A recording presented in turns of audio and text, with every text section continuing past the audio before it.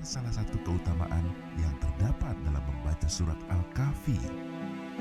Namun, tahukah jamaah, ternyata terdapat keutamaan lain yang jarang kita ketahui berupa rahasia amalan dan doa mustajab yang terdapat di dalam surat Al-Kahfi agar kita senantiasa diberikan ketenangan hati dan petunjuk oleh Allah. Seperti apakah itu? Berikut penjelasannya hanya di Islam Itu Indah. Bismillahirrahmanirrahim. Assalamualaikum warahmatullahi wabarakatuh.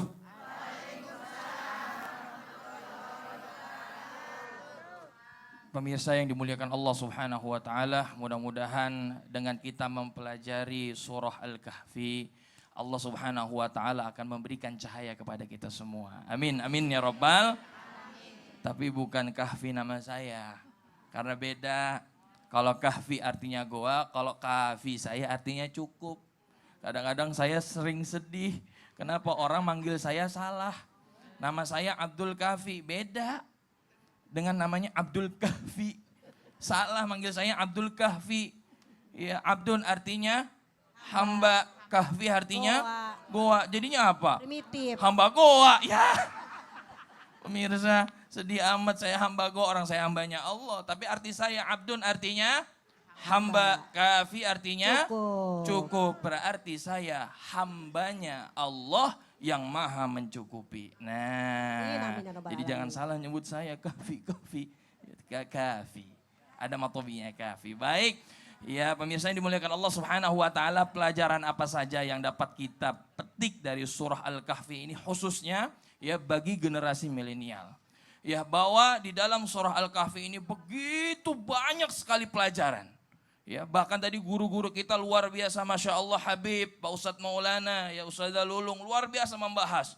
Ya, ada namanya fitnatul mal, ada yang namanya fitnah harta. Ya, ada juga namanya fitnatus sultoh, kata ulama. Apa itu? Fitnah kerajaan. Artinya jabatan, tahta, dan lain sebagainya. Ada juga namanya fitnatul ilm, yang tadi dijelaskan bagaimana kemudian Nabi Musa belajar kepada Nabi Khidir. Begitu tawaduknya Nabi Khidir. Ya, menjadi pelajaran kepada kita bahwa di antara orang-orang solih ada yang lebih solih lagi. Ketika kita mengaku pintar, ada yang lebih pintar lagi. Ketika kita mengaku bodoh sekalipun, ada yang lebih bodoh daripada kita. Maka inilah ya namanya fitnatul ilm, mengajarkan kita agar kita senantiasa tawadu, rendah hati, jangan riak juga.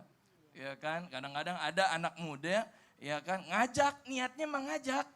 Iya kan, tapi kadang-kadang mengandung unsur riya. Oh, di Instagram dia baca surah Al-Kahfi.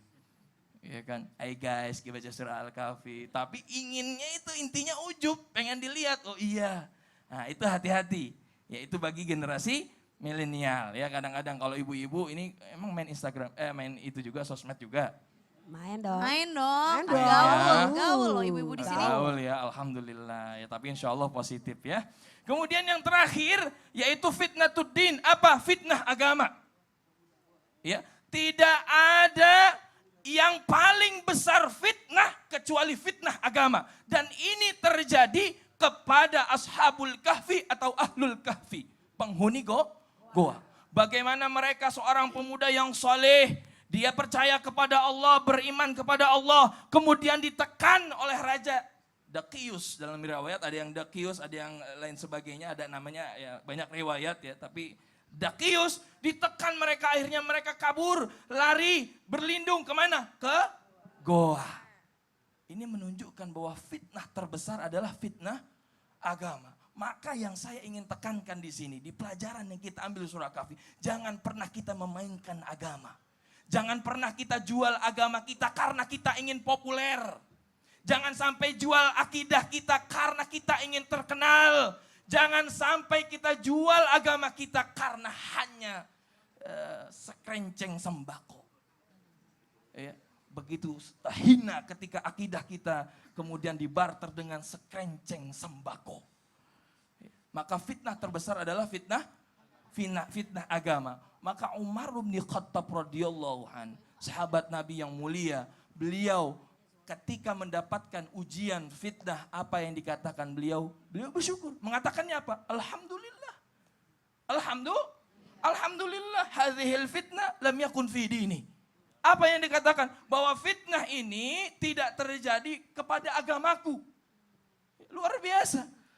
Agamanya. Kalau anak mah ya itu mah ujian biasa. Harta mah ujian biasa. Ya kan, jabatan mah ujian biasa. Tapi ketika agama ini adalah ujian yang paling penting. Maka kita ambil hikmah di sini agar senantiasa terus dekat dengan Allah Subhanahu wa taala, mengamalkan apa yang ada di surah Al-Kahfi. Ini artinya pesan nih buat generasi milenials ya, bahwa udah terlalu banyak deh bukti-bukti kebesaran Allah. Betul. Kalau masih aja nggak nurut, keterlaluan sih. Iya. Jazakallah khair, terima kasih Amin, banyak Ustadz sama-sama. Kahfi. Jamaah! Yeay. Siapa lagi yang mau nanya nih? Saya kasih kesempatan lagi nih. Coba angkat tangannya. Oke, sebelah kiri tadi udah, sekarang gantian Bu sebelah kanan ya. Oke, Ibu silahkan. Apa yang mau ditanya Bu? Bismillahirrahmanirrahim. Assalamualaikum warahmatullahi wabarakatuh. Waalaikumsalam warahmatullahi wabarakatuh. Yang akan saya tanyakan yaitu rahasia dan keutamaan apa yang bisa kita dapatkan apabila membaca surat Al-Kahfi. Terima kasih. Apalagi nih kerahasianya ya gitu Iya. ya. Baik kalau gitu. Terima kasih. Assalamualaikum warahmatullahi wabarakatuh. Waalaikumsalam warahmatullahi wabarakatuh. Ustadz Maulana ada yang paling dekat sama saya, Oh silakan. iya, tolong dibuka catatannya, saya ambilkan 5 yang sangat masyhur jikalau kita membaca surah Al-Kahfi. Yang pertama, terhindar dari fitnah Dajjal. Memang Dajjal sudah ada. Ada namanya Dajjal kecil, para pembohong, pendusta, penipu. Mudah-mudahan kita terhindar dari tipuan, tipu muslihat. Yang kedua, semoga kita diampuni dosa-dosa kita. Amin. Nah, yang ketiga, kemuliaannya mendapatkan ridho dari Allah. Nah, yang keempat, terhindar dari gangguan setan. Siapa yang membaca surah Al-Kahfi di rumahnya, maka setan tidak akan bisa masuk ke dalam rumah itu. Amin. Dan yang kelima adalah semoga kita mendapatkan apa? Cahaya petunjuk yang sudah tadi dijelaskan oleh Habib Abdullah. 2 cahaya yang kita dapatkan. 1 cahaya di dunia berupa cahaya hidayah. 1 cahaya di akhirat berupa cahaya tuntunan. Mulai dari dikubur cahaya, ada cahaya penuntun. Kan PLN tidak masuk dikubur. Ya betul. Iya, terus nanti di padang mahsyar kan matahari tidak ada. Hancurkan semuanya, tapi ada sih matahari, tapi kita butuh penuntun. Dan inilah Al-Quran dalam ini surah Al-Kahfi yang menuntun kita. Amin. Amin, amin ya Allah ya Rabbal Alamin. Kalau kita suka baca-baca Al-Quran nanti insya Allah Al-Quran bisa jadi pembela kita di alam kubur ya. Jadi pembela. Amin ya Allah, jazakallah khair, terima kasih. Udah cukup ya Bu ya, insya Allah cukup menjawab ya. Udah atau masih mau nanya ini kira-kira jamaah yang ada di studio? Udah atau masih? Masih, coba angkat tangannya, mana lagi yang mau nanya. Waduh masih banyak sebelah kiri, udah. Sekarang oke di sebelah belakang saya aja deh, oke Ibu silahkan. Bismillahirrahmanirrahim. Assalamualaikum warahmatullahi wabarakatuh. Waalaikumsalam warahmatullahi wabarakatuh. Nama saya Iim Halimah dari Majelis Taklim Al-Barokah Garut. Pertanyaannya, dalam surat Al-Kahfi itu dalam kandungannya terus hikmahnya sangat baik, pasti kita semua ingin mengamalkannya.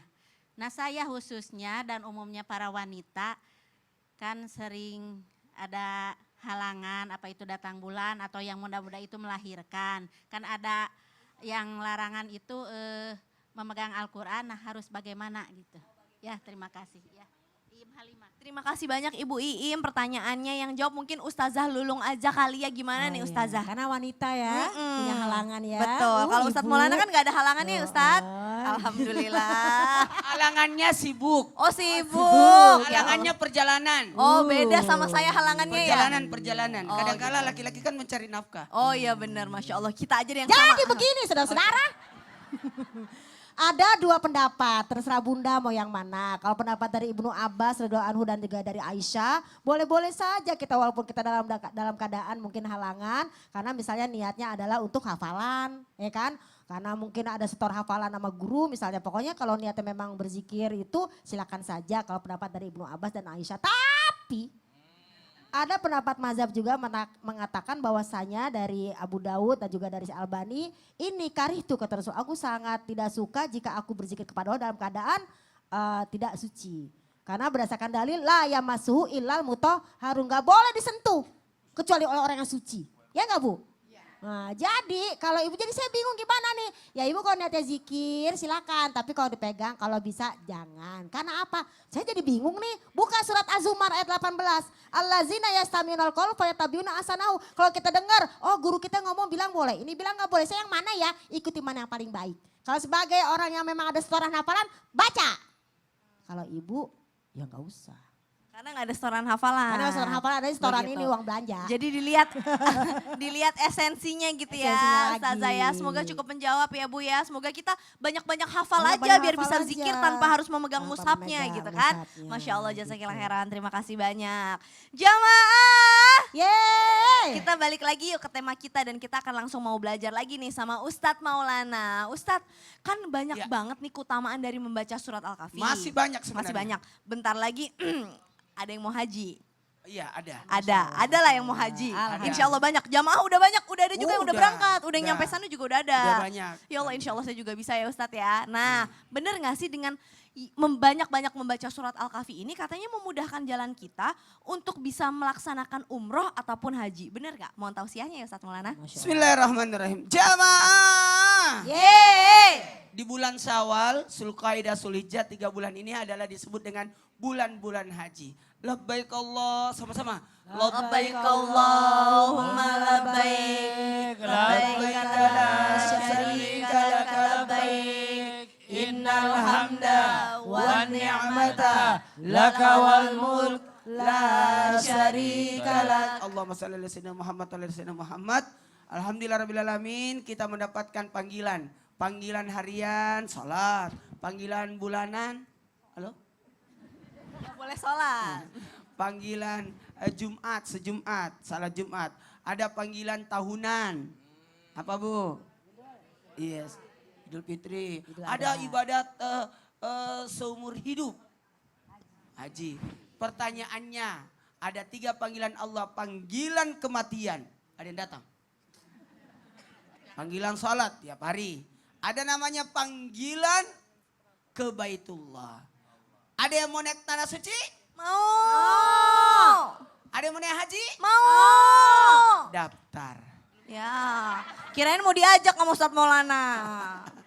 Barang siapa yang membaca surah Al-Kahfi pada malam Jumat, maka diberikan pancaran cahaya untuknya sampai sejauh dirinya, sampai di Baitul Atiq.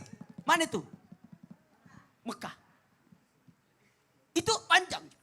Jadi curi perhatian Allah dengan amal ibadah. Karena yang berangkat ke tanah suci bagi yang mampu.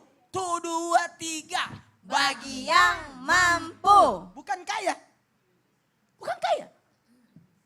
Banyak orang kaya tidak ke tanah suci. Banyak.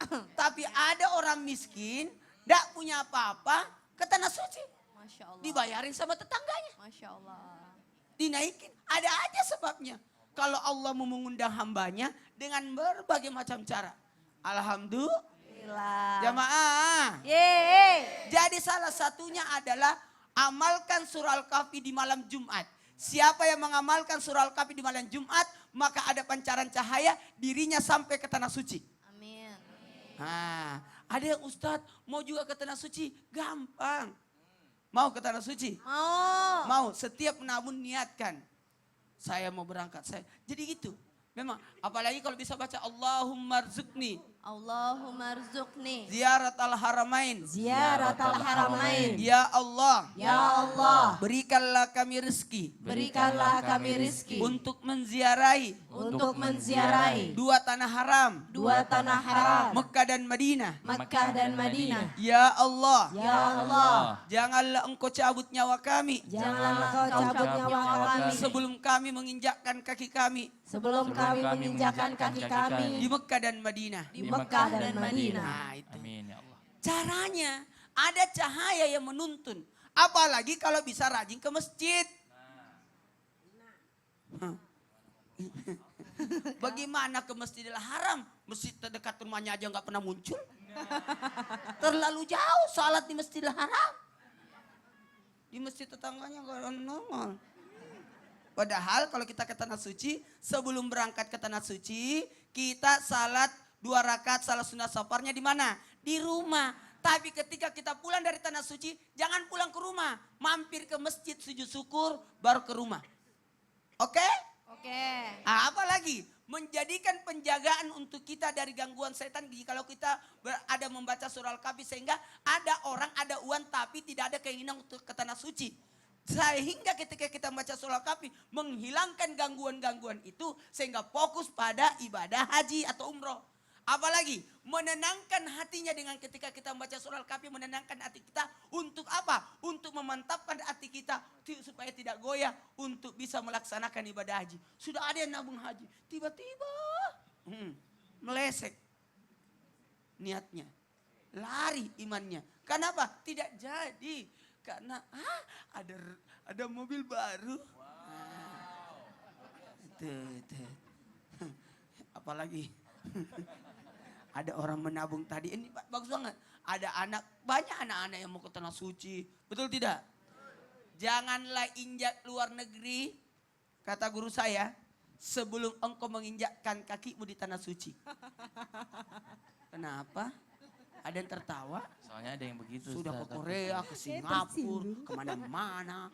Tapi tidak ke tanah suci. Makanya bagusnya ambil umrah plus. Masya Allah. Jamaah. Baiklah, kita akan dengarkan amalan dan doa dari Habib Abdullah. Dengan ini kami silakan.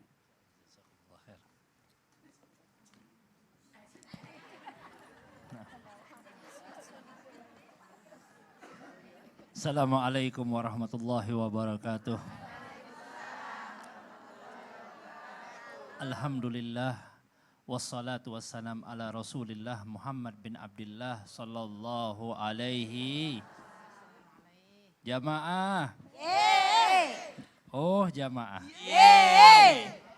Alhamdulillah. Masya Allah. Mudah-mudahan semuanya dalam keadaan sehat walafiat dan juga para pemirsa kita diberkahi oleh Allah Subhanahu wa Amin, taala. amin ya Allah.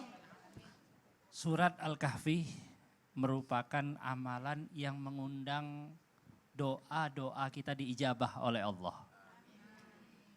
Bagaimana Allah Subhanahu wa taala menceritakan, mengisahkan pemuda-pemuda, mudah-mudahan pemuda Indonesia dijadikan pemuda-pemuda yang beriman. Amin. ya Allah. Generasi kita, generasi milenial dan generasi yang lainnya, Allah Subhanahu wa taala jadikan orang-orang yang kuat imannya sebagaimana Ashabul Kahfi. Amin. Id awal fityatu ilal kahfi faqalu rabbana atina min ladunka rahmatan wa hayyi' lana min amrina rasyada. Para pemuda itu mereka bersembunyi ke gua. Ketika di dalam gua mereka berdoa kepada Allah Subhanahu wa taala, ya Allah, wahai Tuhan kami, berikanlah kepada kami rahmat kasih sayang daripada sisimu ya Rabb. Dan jadikanlah perkara kami ini dimudahkan olehmu ya Rabbal Alamin. Dan subhanallah, doanya para Ashabul Kahfi ini diijabah oleh Allah Subhanahu wa ta'ala. Apa sih rahmat?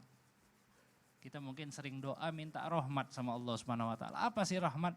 Rahmat itu adalah kasih sayangnya Allah. Diceritakan yang kami dengarkan daripada pengajian guru kami Al-Habib Ali bin Abdurrahman Al-Jufri, beliau mengisahkan tentang hadis ataupun tentang cerita yang diriwayatkan dalam kitab-kitab terdahulu bahwa para ciptaannya Allah Subhanahu wa taala diantaranya langit, bumi, lautan, mereka semuanya murka dengan kehidupan ataupun kegiatan ataupun apa yang dilakukan oleh manusia di atas muka bumi ini dari berbagai macam maksiat. Nek mereka ngelihatnya. Tahu nek, ibu-ibu mungkin sering ngomong nek nih. Subhanallah. Apa yang Allah Subhanahu wa taala katakan kepada mereka? Innakum lan takhluqu walau khalaqtumuh lama qultum hadza. Wahai para makhluk-makhlukku, bumi, lautan, langit-langit, kalian tidak menciptakan mereka. Kalau seandainya kalian menciptakan mereka, engkau tidak akan berkata seperti ini. Ini adalah wujud kasih sayangnya Allah Subhanahu wa taala. Mudah-mudahan kita diberikan kasih sayangnya Allah. Mari bersama-sama kita berdoa di hari ini. Mudah-mudahan Allah Subhanahu wa taala mengijabah daripada doa-doa kita semuanya. Allahumma inna nas'aluka khaira hadzal yawm wa fathahu wa nasrahu wa huda. Ya Allah, kami mohon kepada Engkau ya Allah. Kebaikan-kebaikan di hari ini ya Allah. Ya Allah. Kami mohon kepada Engkau ya Allah. Bukakan daripada pintu-pintu kebaikan kepada kami di hari ini ya Allah. Ya Allah. Kami minta kepada Engkau ya Allah. Kemenangan di hari ini ya Allah. Kejayaan di hari ini ya Allah. Ya Allah. Kami minta akan petunjuk di hari ini ya Allah. Ya Allah. Ya Rabbana. Ya Rabbana. Irham. Ilahi dhu'fana. Irham ilahi dhu'fana. Fa innana qaumun du'afa. Ya Allah ya Tuhan kami. Kasihanilah kami ya Allah. Kasihanilah kami ya Allah. Pandang kami dengan pandangan rahmat ya Allah. Karena kami adalah hamba-hambamu yang lemah. Amin. Kuatkan kami ya Allah. Kuatkan kami ya Allah. Ya Rabbal Alamin. Amin, amin. Terima kasih kepada seluruh guru-guru kami, kepada Habib, Ustadz Maulana dan juga Ustadz Kafi dan juga Ustazah Lulung. Dan terima kasih untuk seluruh jamaah yang ada di studio maupun yang ada di rumah. Udah menonton Islam itu Indah hari ini. Insya Allah semua syafaat dari surat Al-Kahfi kita dapat merasakannya di hari ini, mulai hari ini di dunia dan juga di akhirat insya Allah. Mohon maaf apabila ada salah-salah kata. Saya Caca Frederika mohon pamit undur diri dulu. Wassalamualaikum warahmatullahi wabarakatuh. Waalaikumsalam warahmatullahi wabarakatuh.